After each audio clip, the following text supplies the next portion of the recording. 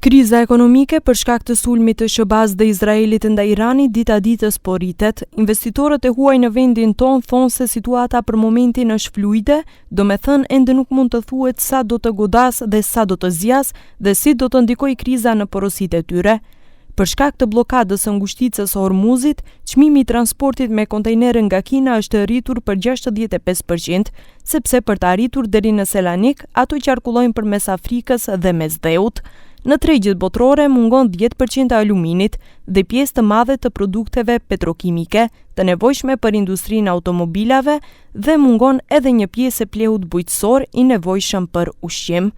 Megjithatë, përveç kësaj situate, kompanitë e huaja në vendin ton janë më së shumti të frikësuara nga paralajmërimet për bllokadat e transportuesve për shkak të pamundësisë për të vozitur në BE. Ona što potencijalno nov štrajk bi značil, веднаш по Великден, би имало многу долгорочни реперкусии, бидејќи морам да ви кажам една работа. Клиентите на кај ќе ни кажат, ако не можете да ги проголтате тие трошоци кои се креираат заради потребата да користите авионски транспорт, тогаш најдете ни алтернативна локација за производство во вашата компанија која не е лоцирана на Западниот Балкан.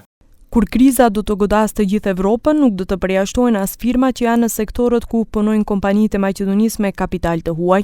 Megjithatë, kjo nuk do të thotë mbyllje e kompanive, por përshtatje dhe kërkim mënyrash se si të jenë më konkurruese se të tjerët në Evropë.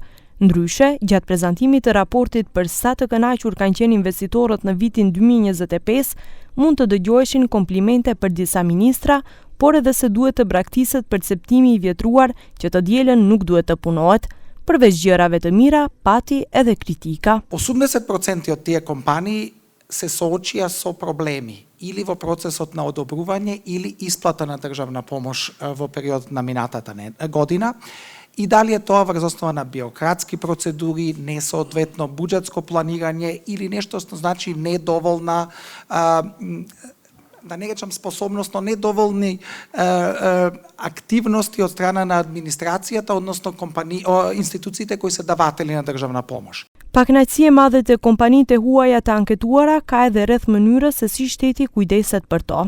Имаме намалување на задоволството околу квалитетот на оваа услуга, а 93% се делумно или се незадоволни од тоа како функционира услугата Aftercare. Prandaj, komuniteti i biznesit kërkon që të ketë një institucion, një pikë ku investitorët mund të drejtohen dhe institucion të përmbush të gjitha detyrimet që u nevojiten.